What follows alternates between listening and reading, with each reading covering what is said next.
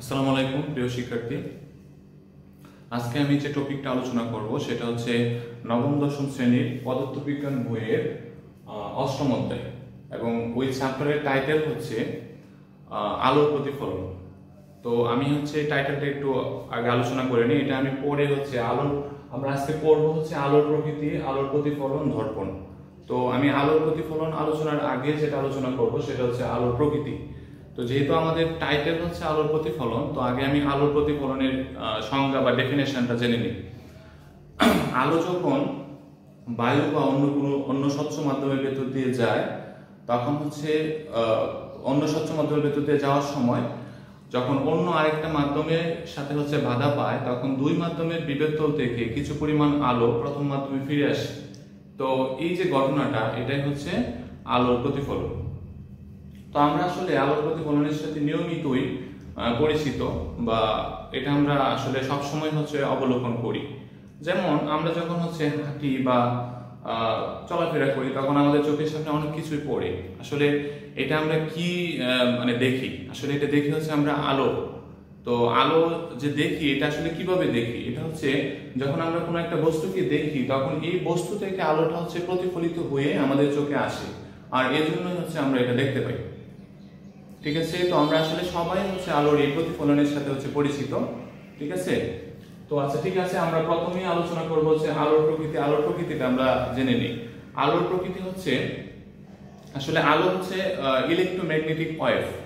তো ইলেকট্রোম্যাগনেটিক ওয়েভের বাংলাটা হচ্ছে তড়িৎ চৌম্বক তরঙ্গ। তো আলোকে কেন হচ্ছে তড়িৎ চৌম্বক তরঙ্গ বলা হয়েছে? আলো আসলে এর মধ্যে হচ্ছে তড়িৎ ধর্ম আছে, আবার হচ্ছে চৌম্বক ধর্ম আছে, এই জন্য এটাকে হচ্ছে তড়িৎ চৌম্বক তরঙ্গ বলা হয়েছে। আলোর আবার কণা ধর্ম আছে। তো এখানে আসলে আমরা কণা ধর্ম নিয়ে আলোচনা করব না, আমরা এখানে তড়িৎ চৌম্বক ধর্মটাই আমরা এখানে বলবো। কারণ হচ্ছে তোমাদের বইয়ে হচ্ছে এখানে শুধু তড়িৎ চৌম্বক ধর্ম তরঙ্গের কথাই বলা হয়েছে, এখানে হচ্ছে কণা ধর্মের কথা বলা হয় না, কিন্তু আসলে আলোর কণা ধর্ম রয়েছে। তো আমরা আসলে সূর্যের যে আলোটা দেখি, এই সূর্যের কি সম্পূর্ণ আলো আমরা দেখতে পাই? আসলে না। আমরা হচ্ছে সূর্যের খুব অল্প অংশ, সূর্যের আলোর খুব অল্প অংশ আমরা দেখতে পাই। যেমন ধরো, আমরা যদি হচ্ছে সূর্যের আলোটাকে হচ্ছে বিভাজন করি, তাহলে আমরা প্রথম যে আমাদের যে দৃশ্যমান আলো, সেটা হচ্ছে আমরা যদি মিডিলে রাখি, ধরো এটা হচ্ছে দৃশ্যমান আলো, দৃশ্যমান আলো। তাহলে এই পাশে আছে তারপরে যে অংশটা, সেটা হচ্ছে ইনফ্রারেড।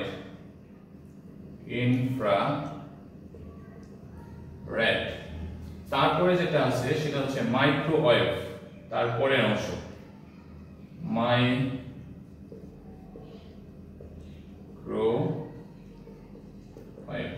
তারপরে যেটা আছে সেটা হচ্ছে রেডিও ওয়েভ।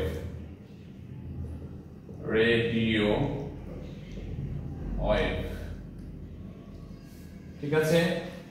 আর এই যে আমরা যদি আলোর দৃশ্যমান আলোর বাম পাশে আসি, তখন প্রথমেই যেটা আসে সেটা হচ্ছে অতিবেগুনি রশ্মি,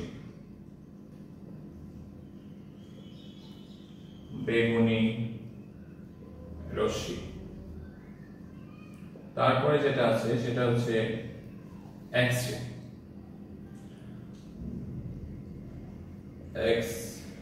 রে।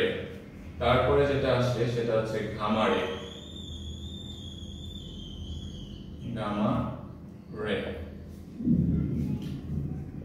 তো দেখো, আলো কিন্তু আমরা যে সূর্যের যে আলোটা আসে আমাদের পৃথিবীতে, সেটা দেখো কত বড় একটা অংশ নিয়ে আছে, কিন্তু আমরা আসলে শুধু দেখতে পাই এই দৃশ্যমান আলোটা। এই দৃশ্যমান আলো আবার হচ্ছে, এটা আমরা আসলে যে সূর্যের আলোটা দেখে আমরা তো নরমালি বলি এটা হচ্ছে সাদা আলো, কিন্তু আসলে সাদা আলোটা হচ্ছে এই দৃশ্যমান যে ভিজিবল রে হচ্ছে একটা অংশ। আমরা আসলে এই দৃশ্যমান আলোকে হচ্ছে 7টা আলোয় ভাগ করতে পারি। ঠিক আছে, 7টা আলো মিলেই হচ্ছে সূর্যের আলোটা, আমরা দৃশ্যমান আলোটা হয়। তো এই 7টা আলোকে যদি আমরা আবার বিভাজন করি, তাহলে যেটা আসে সেটা হচ্ছে আমরা ভাগ করতে পারি এরকম ভাবে। আমরা আসলে এটাকে 7টা আলোকে সমষ্টিকে আমরা এভাবে বলতে পারি যে বেনিয়া সহকলা,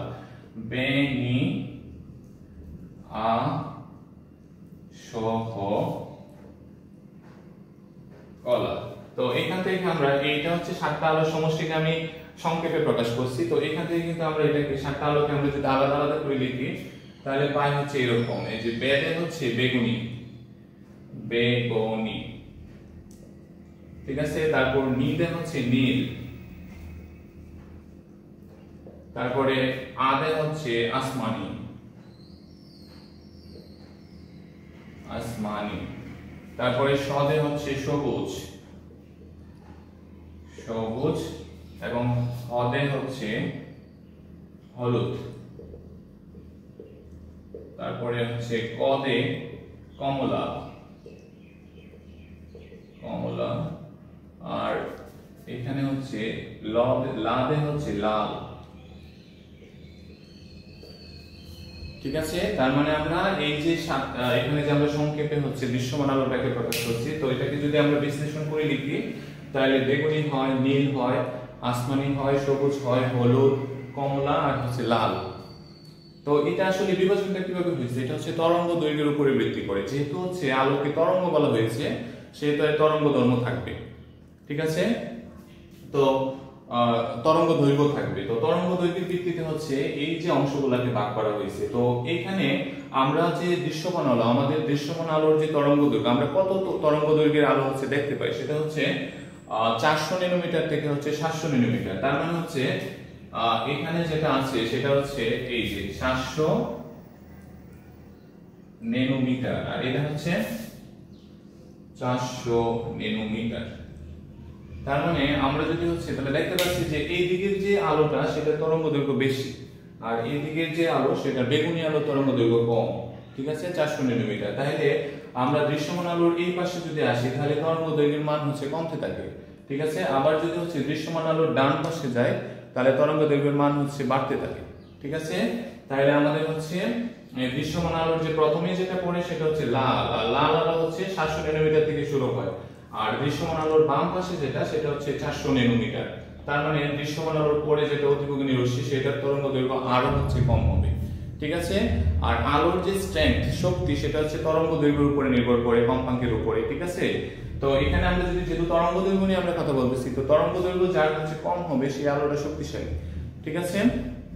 ওকে, এখন আমরা যে আসলে বস্তুটাকে, আমরা যে বাস্তব জগতে যে বস্তু দেখতে পাই, তো এটা আসলে কিভাবে আমরা দেখি সেটা যদি আমরা একটু বলি। যেমন তোমাদের বইয়ে হচ্ছে একটা গোলাপ ফুল দেওয়া আছে, গোলাপ ফুলের চিত্র।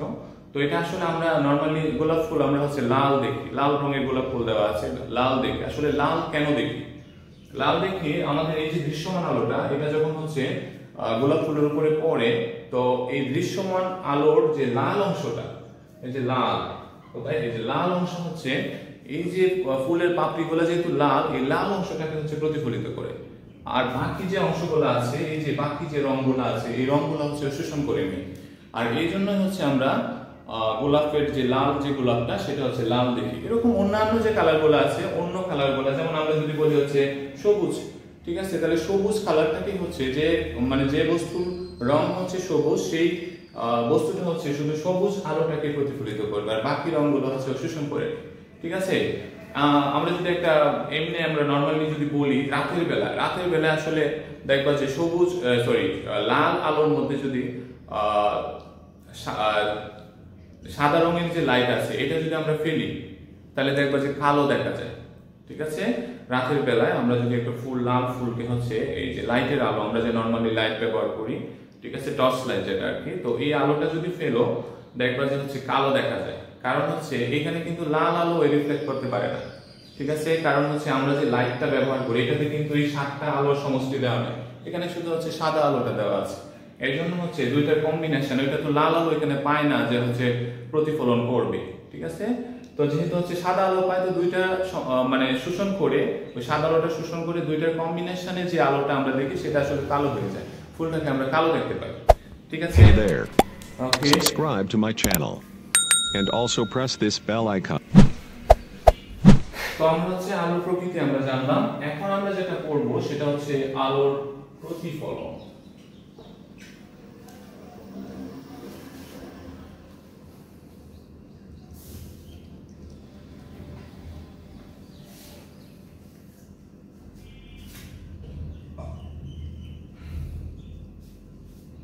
আচ্ছা, তার আগে আমি একটু আলোচনা করে নিই। আমি যে চ্যাপ্টারটা আলোচনা করতেছি এই চ্যাপ্টার কিন্তু আমি পার্ট বাই পার্ট আলোচনা করব। হ্যাঁ, খণ্ডাংশে আলোচনা করব, একটা খণ্ডের পর আরেকটা খণ্ড হচ্ছে আপলোড করব আর কি। তো আজকে আমরা ফার্স্ট খণ্ড আলোচনা করতেছি। হ্যাঁ, প্রথম খণ্ড। আচ্ছা, তো আলোর প্রতিফলন আমরা কিন্তু হচ্ছে প্রথমে আমি বলে নিয়েছি আলোর প্রতিফলনের সংজ্ঞাটা, ঠিক আছে। তো আলোর প্রতিফলন কিন্তু হচ্ছে দুইটা সূত্র মেনে চলে। আমরা যদি একটু দেখি এখানে,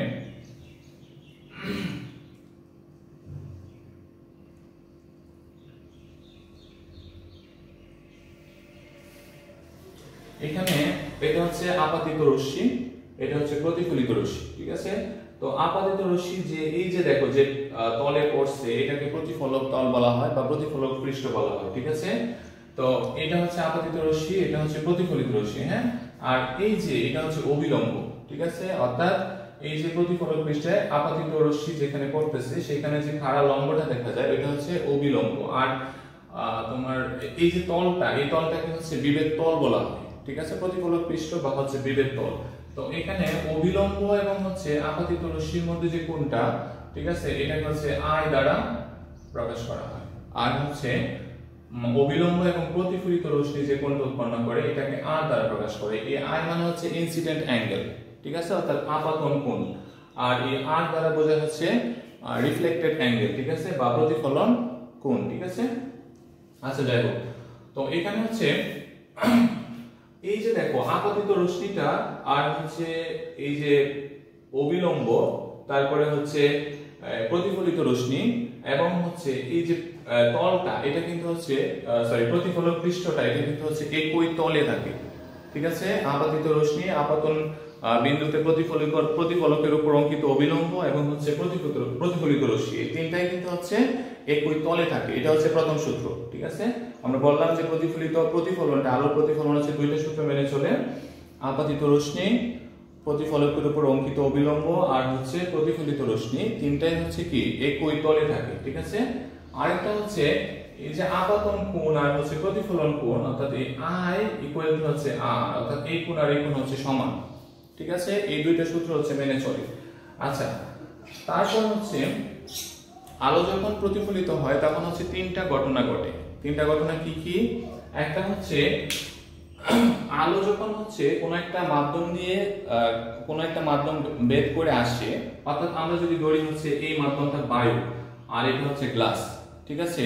ধরো হচ্ছে বায়ু মাধ্যম থেকে গ্লাস মাধ্যমে হচ্ছে আলোটা আসতেছে, ঠিক আছে, বা কাঁচ মাধ্যমে আলোটা আসতেছে, তখন কয়েকটা ঘটনা ঘটে। সেটা হচ্ছে যে কিছু পরিমাণ আলো হচ্ছে ওই দ্বিতীয় মাধ্যম করতে হচ্ছে শোষিত হয়ে যায়, ঠিক আছে।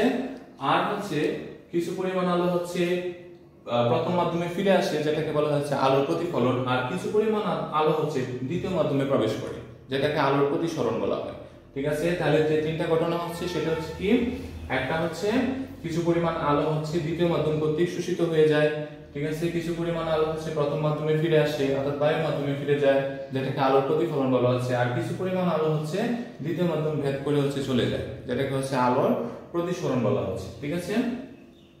আচ্ছা, আরেকটা ব্যাপার হচ্ছে যে আলোর যে প্রতিফলনটা সেটা হচ্ছে দুইটা বিষয়ের উপরে নির্ভর করে, ঠিক আছে। সেই বিষয়গুলো কি? সেটা হচ্ছে এই যে একটা বিষয় হচ্ছে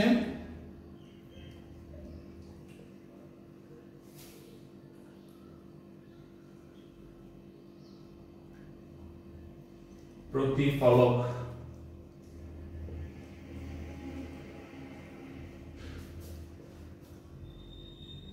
পৃষ্ঠ, আরেকটা হচ্ছে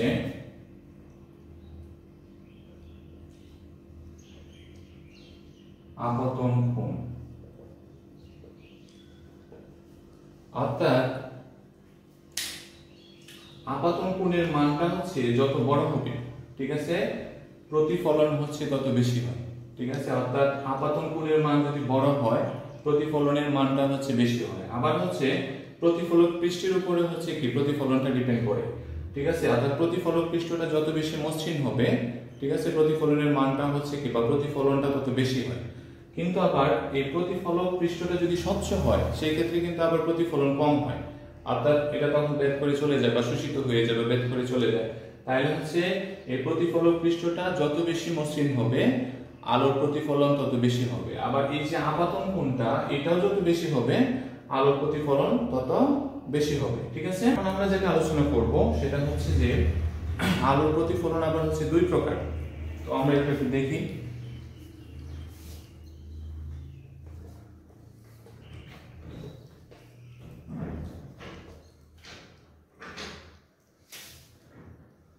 একটা হচ্ছে নিয়মিত প্রতিফলন,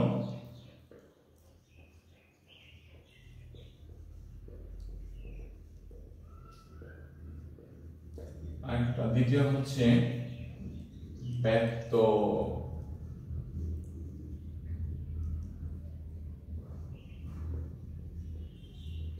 প্রতিফলন। তাহলে আমরা আলোর প্রতিফলন হচ্ছে দুই ভাগে ভাগ করতে পারি, একটা হচ্ছে নিয়মিত প্রতিফলন আর একটা হচ্ছে ব্যক্ত প্রতিফলন। ঠিক আছে, তাহলে নিয়মিত প্রতিফলনটা কি?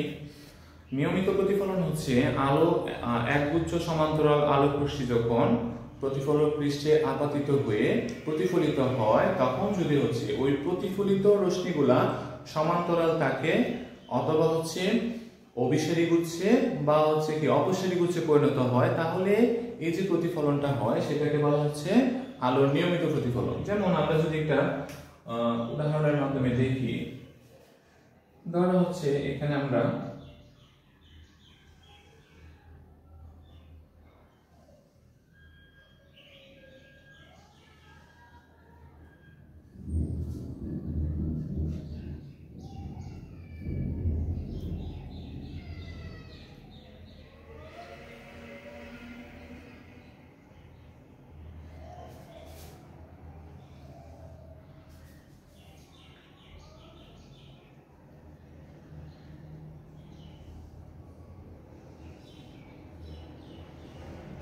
এই যে দেখো, এখানে আমরা এই রশ্মিগুলোকে যদি বলি হচ্ছে আপাতিত রশ্মি, তাহলে এগুলো হবে হচ্ছে প্রতিফলিত রশ্মি। দেখো এখানে এই যে আপাতিত রশ্মি এবং হচ্ছে প্রতিফলিত রশ্মি, দেখো সবগুলো হচ্ছে আপাতন রশ্মিগুলো সমান্তরাল আছে, আবার হচ্ছে প্রতিফলিত রশ্মিগুলো কি সমান্তরাল আছে। তার মানে এটাকে আমরা নিয়মিত প্রতিফলন বলতে পারি।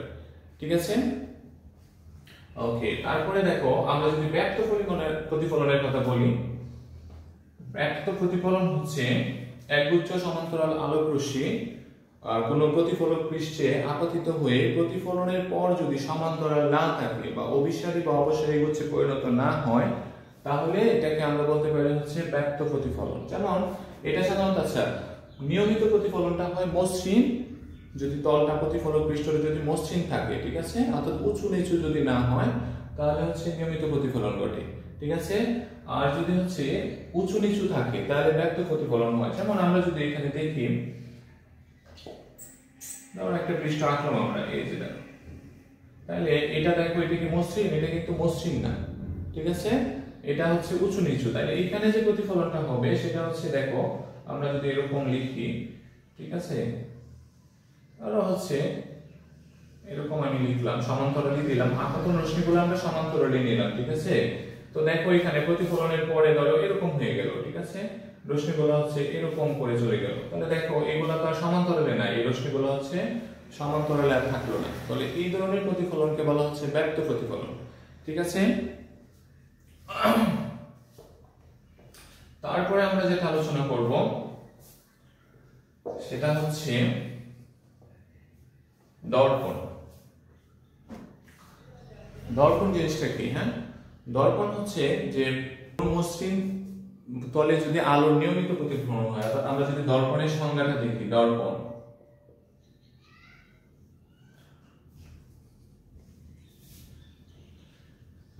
দর্পণ হচ্ছে যে মসৃণ তলে আলোর নিয়মিত প্রতিফলন হয় তাকে হচ্ছে দর্পণ বলা হয়। ঠিক আছে, তাহলে আলোর নিয়মিত প্রতিফলনটা আসলে কিসের মধ্যে হয়? ঠিক আছে, আমরা যদি আমরা জানি যে আমরা হচ্ছে আয়না ব্যবহার করি না, আমাদের চেহারা দেখি হচ্ছে আয়নাতে, তো আয়না কিন্তু একটা দর্পণ না, এটা হচ্ছে মসৃণ তল। তো দেখো আয়না আমরা কিভাবে তৈরি করি, এক পেজ হচ্ছে আমরা যেদিকে চেহারা দেখি, আরেক পেজে কি করি আমরা ওই যে ধাতুর প্রলেপ দিই। ঠিক আছে, যে জন্য হচ্ছে আমরা হচ্ছে আয়নাকে দর্পণ হিসেবে ব্যবহার করতে পারি। তো এখানে শুধু যে আমরা আয়নাকে দর্পণ বলবো তা না, যদি এরকম হয় যে কোন একটা পালিশ করা কাঠের তক্তা যদি হয়, ঠিক আছে, তাহলেও কিন্তু আমরা এটাকে দর্পণ হিসেবে ব্যবহার করতে পারি। দেখবা যে ওইটাতে হচ্ছে আলোর প্রতিফলন হয়, নিয়মিত প্রতিফলন। তারপরে হচ্ছে পানির যদি তল আমরা চিন্তা করি, পানির তল মানে স্বচ্ছ পানি যেখানে হচ্ছে ঢেউ নাই, ঠিক আছে, তো ওই পানির তলে হচ্ছে পানিও কি একটা হচ্ছে স্বচ্ছ পানিও হচ্ছে একটা প্রতিফলক পৃষ্ঠ হিসেবে, মসৃণ প্রতিফলক পৃষ্ঠ হিসেবে কাজ করে, এটাকে আমরা দর্পণ বলতে পারি, ঠিক আছে। তারপরে হচ্ছে পারদেও কিন্তু হচ্ছে মানে একদম স্বচ্ছ যে পারদটা সেটাও কিন্তু হচ্ছে দর্পণ হিসেবে কাজ করে। আচ্ছা যাই হোক, তো দর্পণ হচ্ছে আমরা দুই ভাগে ভাগ করতে পারি, ঠিক আছে। এক হচ্ছে সমতল দর্পণ,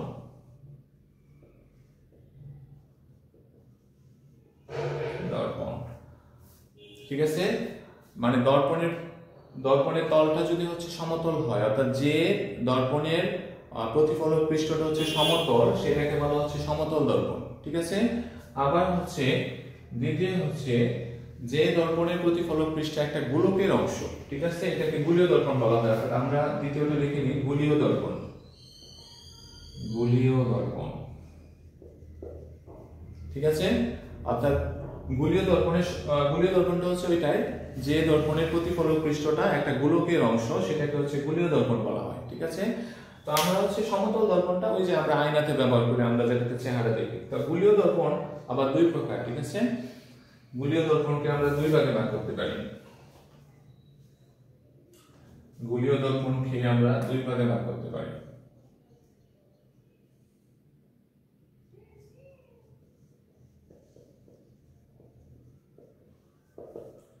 দুই প্রকার কি কি? একটা হচ্ছে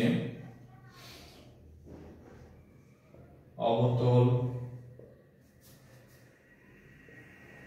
দর্পণ,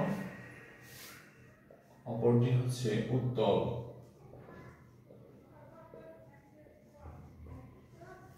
দর্পণ, ঠিক আছে।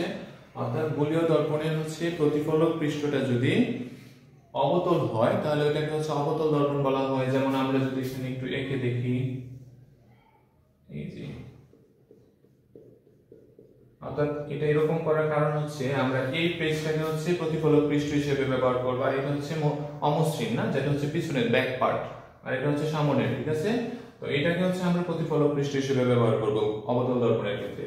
তো এই যে দেখো, এটা কিন্তু এই যে আমাদের তাহলে প্রতিফলক পৃষ্ঠ হিসেবে কোনটা ব্যবহার করছি, ওই যে অবতল সাইডটা, এই জন্য এটাকে বলা হচ্ছে অবতল দর্পণ, ঠিক আছে। আবার হচ্ছে আমরা যদি হচ্ছে দর্পণের প্রতিফলক পৃষ্ঠ হিসেবে উত্তল পৃষ্ঠটা ব্যবহার করি, ঠিক আছে, অর্থাৎ প্রতিফলক পৃষ্ঠ যদি হচ্ছে উত্তল হয় তাহলে এটাকে বলা হচ্ছে উত্তল দর্পণ, ঠিক আছে। যেমন আমরা যদি এই পাশটা, এই যে আমরা যদি এই পাশটাকে হচ্ছে এই পার্টটাকে যদি আমরা দর্পণ হিসেবে ব্যবহার করি তাহলে এটাকে উত্তল দর্পণ বলা হচ্ছে, ঠিক আছে। তাহলে আমরা হচ্ছে দর্পণ, উত্তল দর্পণ হচ্ছে, গোলীয় দর্পণ হচ্ছে দুই ধরনের পেলাম, হ্যাঁ, একটা হচ্ছে অবতল আর একটা হচ্ছে উত্তল। এখন ব্যাপার হচ্ছে আমরা যে দর্পণের মধ্যে ধরো আয়নাতে যে আমাদের চেহারা দেখতে পাই, এটা আসলে কেন হয়? আসলে ওই যে আয়নাতে আমাদের চেহারাটা দেখি, এটা হচ্ছে আমাদের প্রতিবিম্ব, ঠিক আছে। তো আমরা কিন্তু এটা হচ্ছে এই যে প্রতিবিম্ব বা বিম্ব আমরা কিন্তু হচ্ছে এই একে দেখাতে পারি, রশ্মি চিত্রের মাধ্যমে হচ্ছে আমরা একে দেখাতে পারি। তো এটা আঁকার আগে আমি এই পার্টে হচ্ছে ওইটা দেখাবো না, তো এটা দেখানোর আগে আমাদের কিছু বিষয় সম্পর্কে ধারণা থাকা দরকার। আমরা যখন আঁকবো তখন কিন্তু হচ্ছে ওই যে বক্রতার কেন্দ্র দেখবো, ঠিক আছে, তারপর হচ্ছে ফোকাস দূরত্ব, এগুলো কিন্তু আমরা পাবো, প্রধান অক্ষ, তো এই বিষয়গুলো আগে আমাদের জানা দরকার, এই টার্মগুলো। তো আজকে আমি এই অংশে হচ্ছে ওই বিষয়গুলো আমি জানানোর চেষ্টা করব।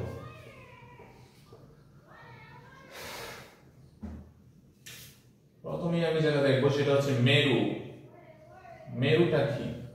মেরু হচ্ছে দর্পণের, গোলীয় দর্পণের যে মধ্যবিন্দু, অর্থাৎ প্রতিফলক পৃষ্ঠের, গোলীয় দর্পণের প্রতিফলক পৃষ্ঠের যে মধ্যবিন্দুটা, ওইটাকে বলা হচ্ছে মেরু। এই যে আমি যদি একটা এখানে অবতল দর্পণ আঁকি, তাহলে আমি ধরে নিলাম যে এটা হচ্ছে এই যে পয়েন্টটা, এটাকে আমি ধরে নিলাম যে দর্পণের মেরু, ঠিক আছে। অর্থাৎ এটা হচ্ছে আমি এটাকে ধরে নিলাম যে প্রতিফলক পৃষ্ঠের মধ্যবিন্দু, তাহলে আমরা এটাকে কি বলবো? মেরু বলবো, ঠিক আছে। তারপর হচ্ছে বক্রতার কেন্দ্র, 2 নম্বরে আমরা দেখব বক্রতার কেন্দ্র, বক্রতার কেন্দ্র, ঠিক আছে। তাহলে বক্রতার কেন্দ্র কি? এটা হচ্ছে এই যে দেখো, এটা একটা গোলীয় দর্পণ না, তো তাহলে এটা তো একটা গোলকের অংশ, আমরা যদি এই গোলকটাকে পূর্ণ করি তাহলে এই যে এরকম একটা গোলক পাচ্ছি। তো এই যে গোলকের যে কেন্দ্রটা, ঠিক আছে, অর্থাৎ এই গোলীয় দর্পণটা যে গোলকের অংশ, ঠিক আছে, সেই গোলকের কেন্দ্রকে কি বলা হচ্ছে? বক্রতার কেন্দ্র। ঠিক আছে, তার মানে হচ্ছে এই পয়েন্টটা, অর্থাৎ বৃত্তের যে কেন্দ্র সেটাই হচ্ছে কি বক্রতার কেন্দ্র। আচ্ছা, তারপরে আমরা যেটা দেখবো সেটা হচ্ছে 3 নম্বর পয়েন্টে আমরা যেটা দেখবো সেটা হচ্ছে বক্রতার ব্যাসার্ধ। বক্রতার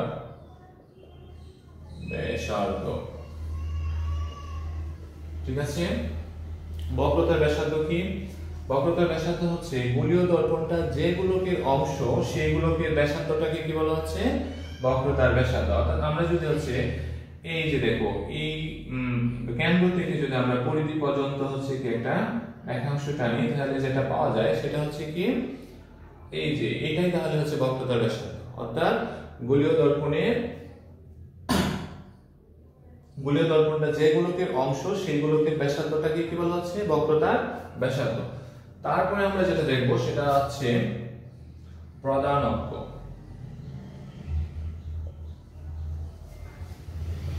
আচ্ছা, প্রধান অক্ষ জিনিসটা কি? প্রধান অক্ষ হচ্ছে গোলীয় দর্পণের হচ্ছে মেরু আর হচ্ছে বক্রতার কেন্দ্র দিয়ে যে রেখাটা গমন করে, ঠিক আছে, সেটাকে কি বলা হয়? প্রধান অক্ষ। অর্থাৎ আমি যদি হচ্ছে এটাকে তো মেরু ধরলাম আর এটাকে হচ্ছে বক্রতার কেন্দ্র ধরলাম আমরা, না? তাহলে এই দিক দিয়ে যদি আমি একটা রেখা টানি, অর্থাৎ এই দুই বিন্দু দিয়ে যে রেখাটা গমন করে সেটাই হচ্ছে প্রধান অক্ষ। ঠিক আছে, তাহলে আমরা বলতে পারি যে গোলীয় দর্পণের মেরু বিন্দু আর হচ্ছে বক্রতার কেন্দ্র দিয়ে যে রেখাটা গমন করে সেটাকে কি বলা হয়? প্রধান অক্ষ। ঠিক আছে। আচ্ছা, তারপরে আমরা দেখব হচ্ছে গৌণ অক্ষ। গৌণ অক্ষ, ঠিক আছে। গৌণ অক্ষ জিনিসটা কি? সেটা হচ্ছে আমরা যদি হচ্ছে গোলীয় দর্পণের মেরু বিন্দু ব্যতীত আর যে কোনো একটা বিন্দু নিই, অর্থাৎ দর্পণের উপরে আমরা আর যে কোনো একটা বিন্দু নিই এবং হচ্ছে বক্রতার কেন্দ্র দিয়ে যদি একটা রেখা টানি, অর্থাৎ বক্রতার কেন্দ্র আর হচ্ছে মেরু বিন্দু ব্যতীত অন্য যে কোনো একটা বিন্দু দিয়ে যে রেখাটা গমন করে সেটাকে কি বলা হচ্ছে? গৌণ অক্ষ। ঠিক আছে, তাহলে আমরা বলতে পারি যে বক্রতার কেন্দ্র এবং হচ্ছে মেরু বিন্দু ব্যতীত দর্পণের হচ্ছে গোলীয় দর্পণের প্রতিফলক পৃষ্ঠের অন্য যে কোনো একটা বিন্দু দিয়ে যে রেখাটা গমন করে সেটাকে গৌণ অক্ষ বলা হয়। ঠিক আছে। আচ্ছা, তারপরে আমরা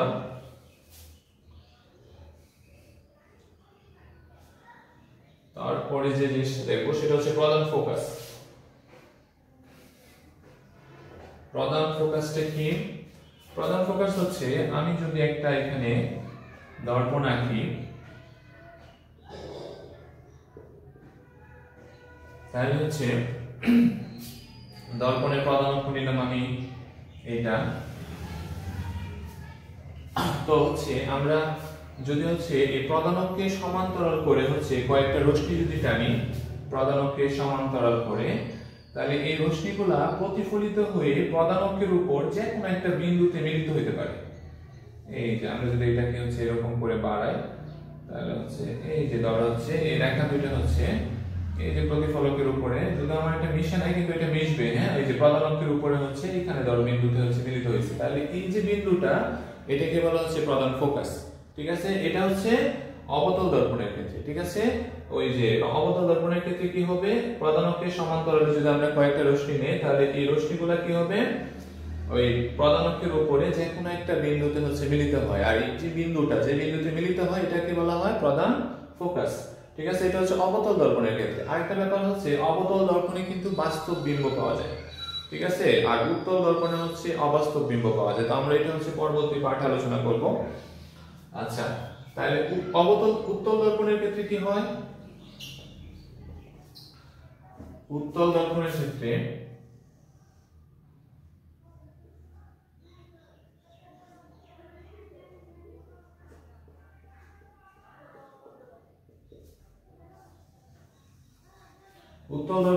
আমরা যদি হচ্ছে প্রধান অক্ষের সমান্তরালে কয়েকটা রশ্মি নিই, তাহলে এটা মনে হবে যে কোন একটা বিন্দু থেকে হচ্ছে অপসৃত হচ্ছে। আমরা যদি এই দিকে হচ্ছে বাড়াই দিই এগুলাকে, ঠিক আছে, সমান্তরাল রশ্মিগুলোকে যদি এদিকে বাড়াই তাহলে মনে হবে যে, আর এইদিকে যদি এই রেখাটাকে এইদিকে আমি বাড়াই দিই ঠিক আছে, এই যে ডট ডট চিহ্নগুলো অর্থাৎ ডট ডট রেখাগুলোকে এইদিকে যদি বাড়ায় তাহলে দেখতে পাবা যে এই দুইটা রেখা মানে হচ্ছে যে কোন একটা বিন্দু থেকে অপসৃত হচ্ছে। অপসৃত হওয়া মানে কি? অপসারিত হওয়া। ঠিক আছে, আর অভিসারী আমরা কিন্তু বলছি যে অভিসারী রশ্মি অথবা হচ্ছে অপসারী রশ্মি। ঠিক আছে, তো অপসারী রশ্মি হচ্ছে অপসারিত হওয়া। ঠিক আছে, আর অভিসারী হচ্ছে মিলিত হওয়া। ঠিক আছে, মিলিত হওয়া, এটা হচ্ছে এই যে এইদিকে মিলিত হয়েছে, তার মানে এগুলো হচ্ছে অভিসারী রশ্মি। ঠিক আছে, আবার যদি আমরা এই দিকে চিন্তা করি তাহলে দেখো এটা হচ্ছে অপসারিত হয়েছে, মানে অপসারিত হয়েছে। ঠিক আছে, তাহলে এগুলো এটা এই দুটো রশ্মিকে আমরা এই দিকে যদি চিন্তা করি তাহলে মনে হচ্ছে যে অপসারিত হচ্ছে। ঠিক আছে, আর এই দিকে চিন্তা করলে মনে হচ্ছে অভিসারিত হচ্ছে, মিলিত হওয়াটা। ঠিক আছে, রশ্মিগুলো একত্রে মিলিত হওয়াটাকে অভিসারী বলা হয়, আর হচ্ছে ছড়ায় যাওয়াটাকে বলা হচ্ছে অপসারী। ঠিক আছে, তো এইদিকে মনে হচ্ছে যে কোন একটা বিন্দু থেকে এই দুইটা রশ্মি হচ্ছে অপসারিত হচ্ছে, তার মানে এই যে বিন্দুটা এটা হচ্ছে কি? এটা হচ্ছে প্রধান ফোকাস, এটা হচ্ছে উত্তল দর্পণের ক্ষেত্রে। ঠিক আছে, আমরা যখন রশ্মি চিত্র আঁকবো তখন আমরা এগুলো দেখতে পারবো। ঠিক আছে, ওকে, তারপরে আমরা যেটা দেখবো সেটা হচ্ছে ফোকাস দূরত্ব। ফোকাস দূরত্ব হচ্ছে আমরা যদি এখানে একটা অবতল দর্পণ নেই তাহলে আমি ধরে নিলাম এটা হচ্ছে বক্রতার কেন্দ্র, এটা হচ্ছে মেরুবিন্দু, আর এইখানে আমি ধরে নিলাম এই বিন্দুটাকে হচ্ছে, এটাকে আমি সি ধরে নিলাম, এই বিন্দুটাকে আমি ধরলাম হচ্ছে এফ। ঠিক আছে, তাই এই যে মেরুবিন্দু আর হচ্ছে প্রধান ফোকাস পর্যন্ত যে দূরত্বটা সেটাকে কি বলা হয়? ফোকাস দূরত্ব। এটাকে হচ্ছে স্মল এফ দ্বারা প্রকাশ করা হয়। হ্যাঁ, আর এই যে বক্রতার প্রধান ফোকাসটাকে মানে ক্যাপিটাল এফ দ্বারা প্রকাশ করা হয়, আর ফোকাস দূরত্বটাকে হচ্ছে স্মল এফ দ্বারা প্রকাশ করা হয়। ঠিক আছে, তাহলে হচ্ছে প্রধান ফোকাস থেকে মেরু পর্যন্ত যে দূরত্বটা সেটাকে কি বলা হচ্ছে? ফোকাস দূরত্ব। ঠিক আছে, আর এটা হচ্ছে বক্রতার কেন্দ্র। তো ঠিক আছে, আজকে আমরা এই পর্যন্ত আলোচনা করলাম। পরবর্তী পার্টে আমরা কিভাবে হচ্ছে বিম্ব গঠিত হয়, ঠিক আছে, বিম্ব কি, এই বিষয় নিয়ে আমরা আলোচনা করব। হ্যাঁ, বিভিন্ন ধরনের দর্পণের মধ্যে অবতল দর্পণ বা উত্তল দর্পণে কিভাবে হচ্ছে বিম্ব গঠিত হয় সেটা নিয়ে আমরা আলোচনা করব। আজকে এই পর্যন্তই। যারা আমার চ্যানেলে আপনারা নতুন তারা হচ্ছে চ্যানেলটাকে সাবস্ক্রাইব করে আমাকে আরো উৎসাহিত করবেন যাতে আমি আরো নতুন নতুন ভিডিও হচ্ছে আপলোড করতে পারি। আসসালামু আলাইকুম।